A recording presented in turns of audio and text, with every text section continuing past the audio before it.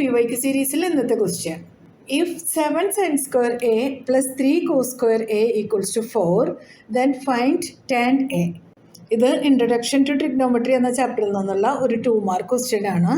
7 sin square A plus 3 cos square A equals to 4 എന്നൊരു equation തന്നിട്ടുണ്ട്.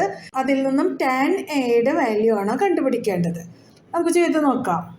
7 sin square A plus 3 cos square A equals to 4.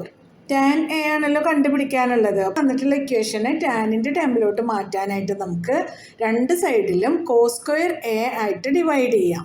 അപ്പോൾ 7 sin square A by cos square A plus 3 cos square A by cos square A equals to 4 by cos square A. അതായത് sin square A by